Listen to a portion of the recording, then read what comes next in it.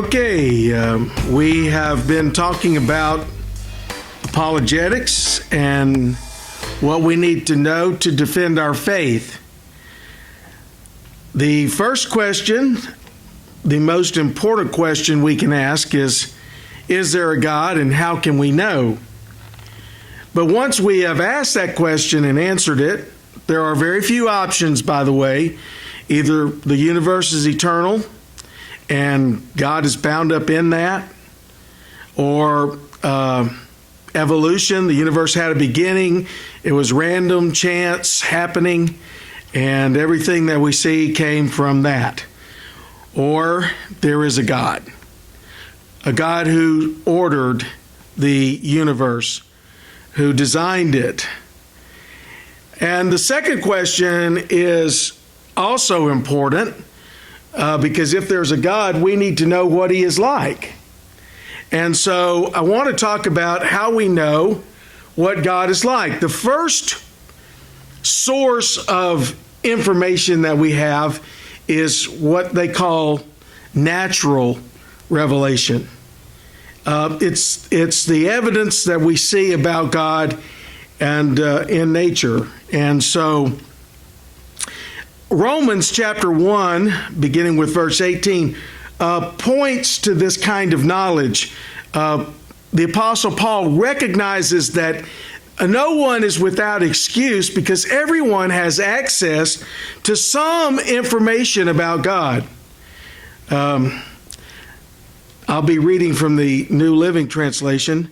But God shows his anger from heaven against all sinful, wicked people who push the truth away from themselves. Notice it's not just that they are ignorant, they don't know, but they actually do know, but they push the truth away. For the truth about God is known to them instinctively. God has put this knowledge in their hearts. From the time the world was created, people have seen the earth and sky and all that God made. They can clearly see his invisible qualities, his eternal power and divine nature, so they have no excuse whatsoever for not knowing God. Yes, they knew God, but they wouldn't worship him as God or even give him thanks. And they began to think up foolish ideas of what God was like. The result was that their minds became dark and confused. Claiming to be wise, they became utter fools instead. And instead of worshiping the glorious, everlasting God, they worshiped idols made to look like mere people or birds and animals and snakes. So God let them go ahead and do whatever shameful things their hearts desired. And as a result, they did vile and degrading things with each other's bodies. Instead of believing what they knew was the truth about God, they deliberately chose to believe lies. So they worshiped the things that God made, but not the Creator himself, who is to be praised forever. So, the Apostle Paul says that God has built into his creation evidence, not only for his existence, but evidence about who he is. So what can we know, just looking at God's creation, what can we know about God? Well, we'll talk about that in just a second. The second revelation that we have of God is called special revelation. And that is where God has revealed himself to us, things that we would not know about him just looking at his creation. Things that we need to know about him that we can only know if he tells us. And he has told us through a book that we call the Bible. That revelation is called special revelation because we wouldn't have it unless God reveals it. And we'll talk about that revelation later. So, what can we know about God just looking at nature? First of all, we can know that he exists. We talked about that last week, but I want to mention one phenomenon that is particularly pointed out in a book called Eternity in Their Hearts by Don Richardson. Don Richardson was a missionary and also a leader in missions. And he has a lot of experience in tribal religions and cultures. He actually wrote, the first book he wrote was called Peace Child, where they dealt with a couple of, I believe, headhunting tribes who were killing each other, and he came in with the gospel and had to find a way to reach them with the gospel. It's a very interesting book. We actually have it in our library.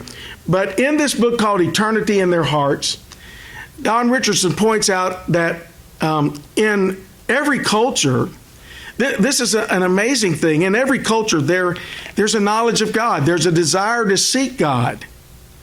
And you wouldn't expect this if we were just products of creation. Products of evolution instead of creation. You wouldn't expect this unless there's a God. Many tribal cultures who worship other gods and even idols, they have an idea of a God behind those gods who is alone, who is the creator. And we have understanding of not just who God is, but there's an understanding that there's a book that's supposed to reveal God. And that he sent his son to share information about himself that they have lost. Some very interesting ideas and concepts. Many of these cultures, in fact, most of them have a story about two parents who somehow sinned and lost favor with God. There's a creation narrative, but then there's a flood narrative in their stories. Interesting how they have a basic knowledge of what we see in the Bible, but then they've gone off and they've worshiped idols. I'm going to share one of those stories with you before we leave this morning.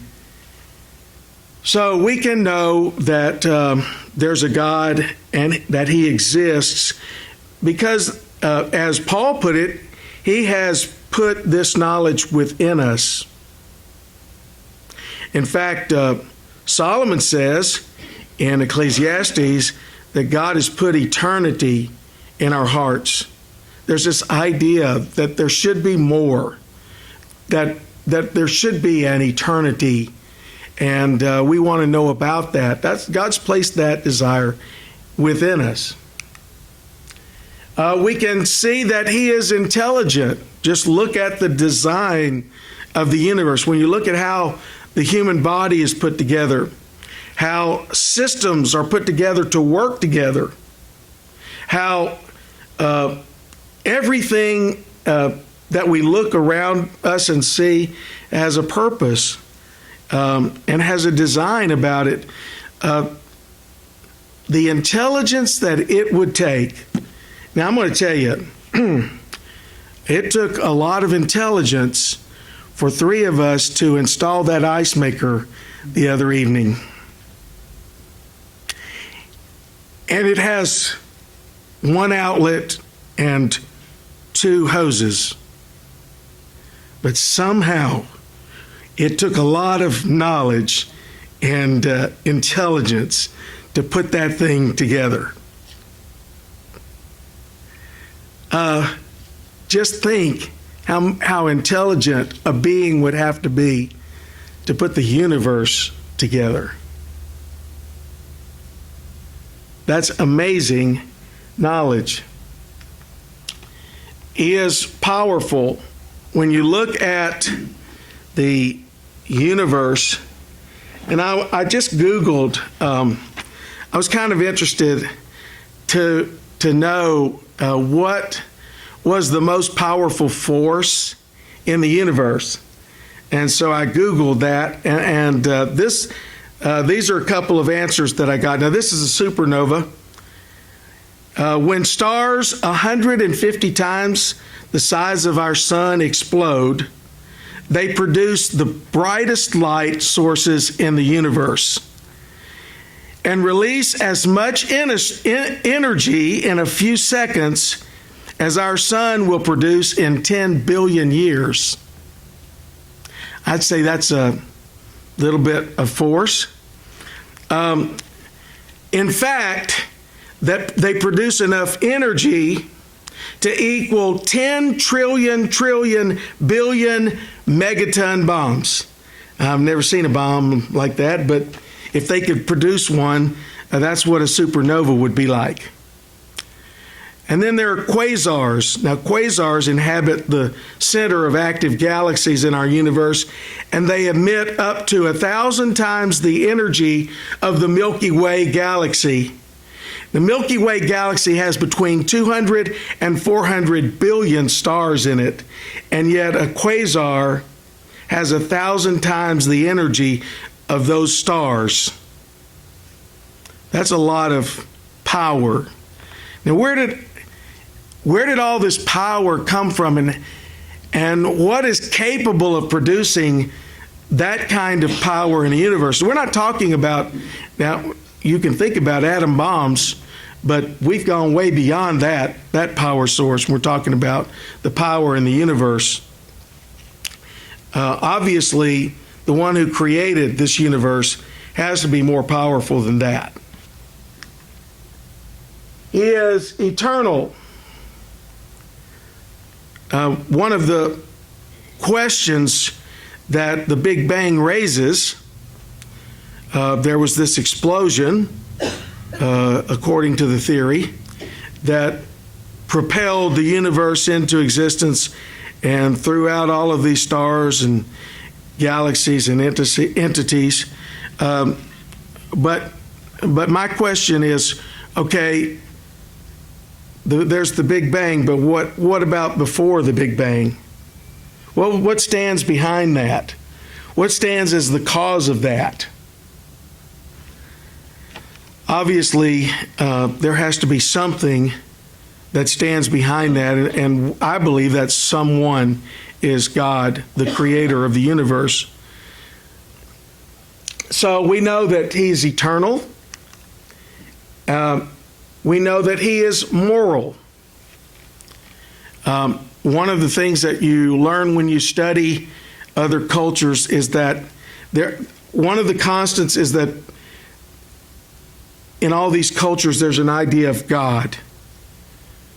But there's also a moral code that's very similar. Now, obviously, it's not the same, but it's very similar through all these cultures. Murder is wrong. Now, they may be headhunters, but they don't murder indiscriminately.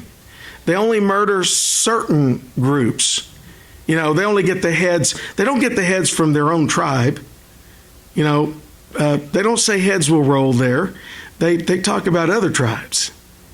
But they do believe in a moral code, and this code runs through the various cultures. So we know something about God from nature. Now I want to share with you. So some people wonder, well, what about people who don't have the gospel, who don't have missionaries? I want to share with you a story that Don Richardson shares in his book about the Wa people.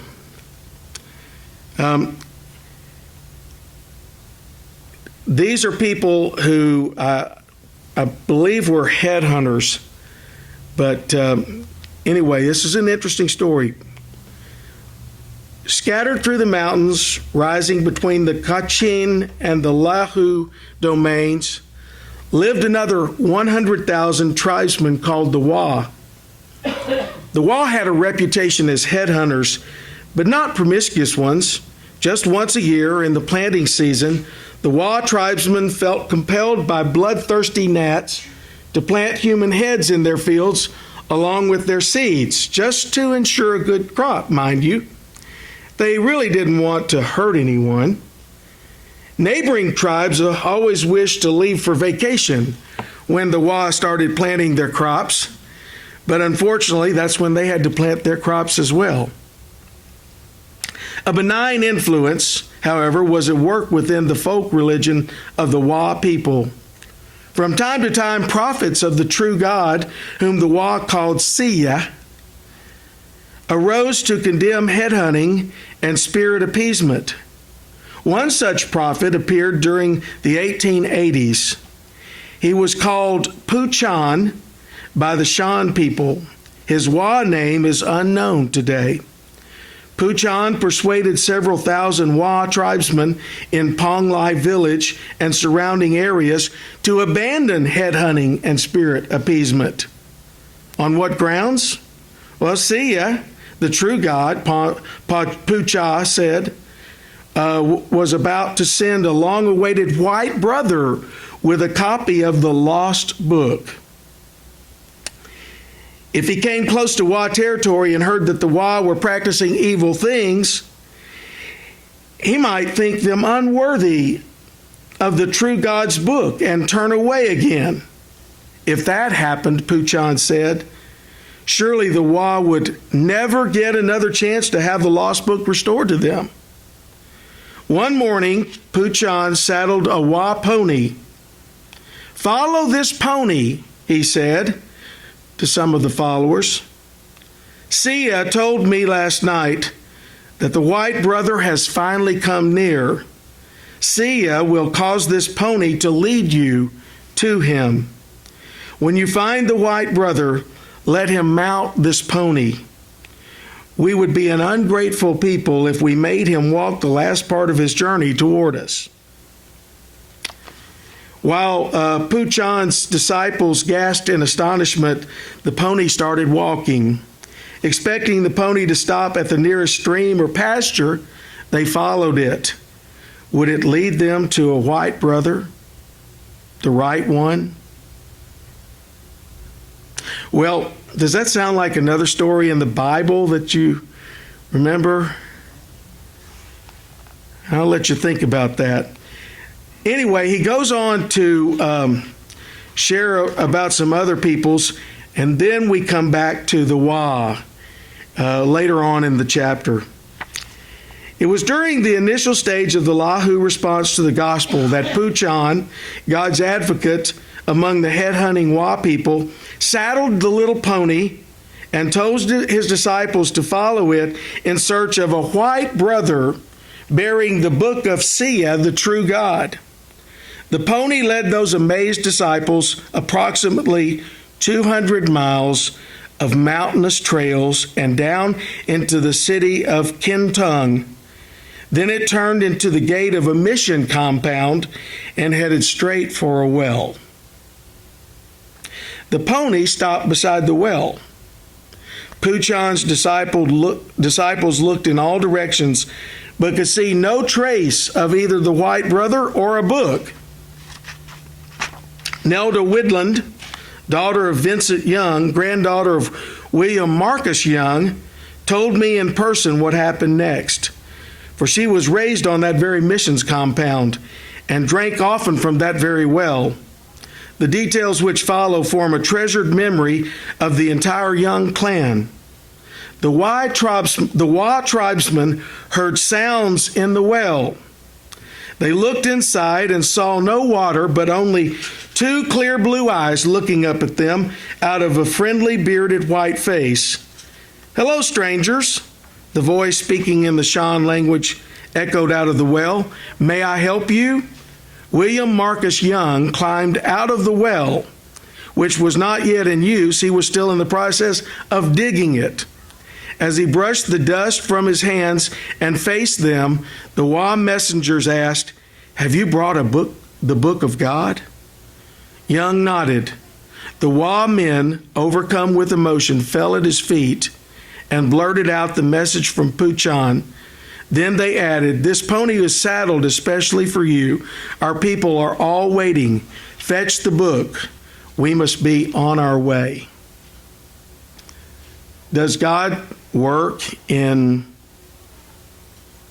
special ways? You know, when the Bible says, "You will seek me and find me when you search for me with all of your heart," that's not just for people sitting in church seats, is it? That's not just for people in America, is it? If people want to know the Creator God, there is evidence. And this is not the only story. I'm just sharing one story. If you want to hear some other very, very interesting stories about that, Eternity in Their Hearts is a book that you can read that will give you some of those stories. God wants us to know Him. He has revealed Himself in His creation. There are things that we can know about Him if we open our eyes to see. The problem is, as Paul mentioned, the reason we can't see, we have eyes, but we can't see. We have ears, but we can't hear. The reason is because we don't want to. Women, you know that is true if you have a husband.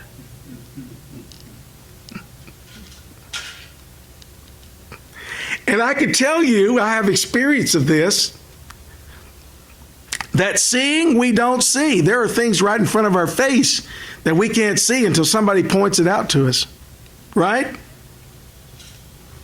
Well, this works with God as well. God has revealed Himself. We just don't want to see the evidence. We're blinded to it until we open our eyes. We really want to see and let God reveal Himself to us. Then He won't, not because He hasn't, not because He doesn't want to, but because He can't get through to us unless we're willing to open ourselves to Him. So I want to encourage you to do that. Just again, and if you're talking with people who don't have an interest in God, or maybe they do have an interest, they just aren't ready to accept the God that we want to tell them about. I've been reading a book called Unchristian. It's a book on research that the Barna Group has done about the attitudes that people in the culture have about Christians.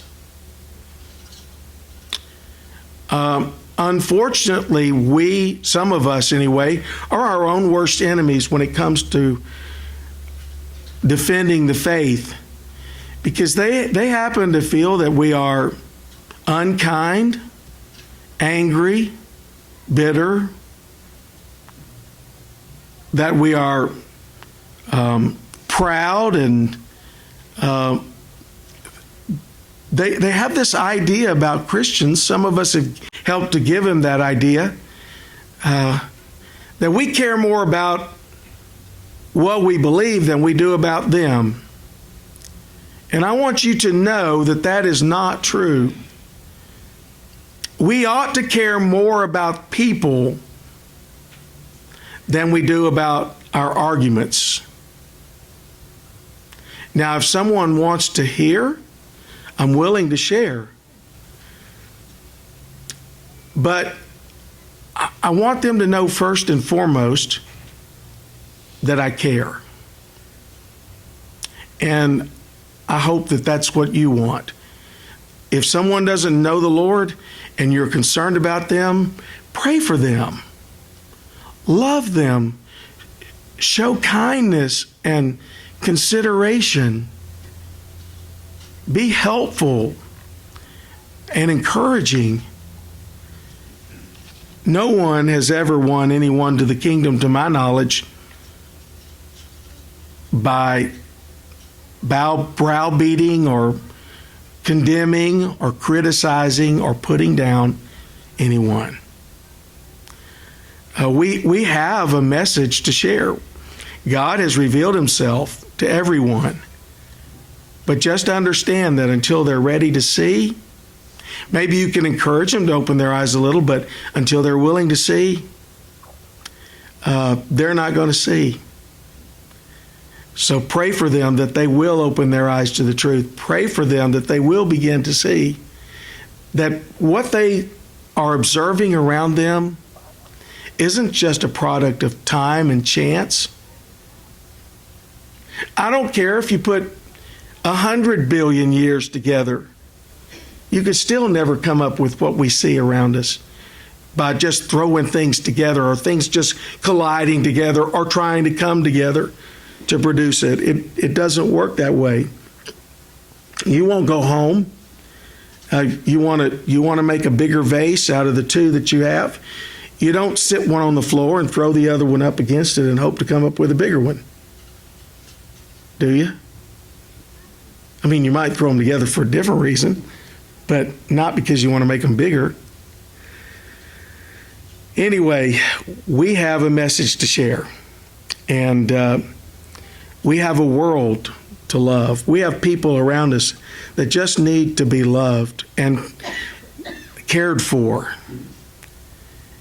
And that's the beginning of sharing your faith, is right there. Just being like Jesus to them. Compassionate, understanding, caring. That's what they need to see. Let's pray.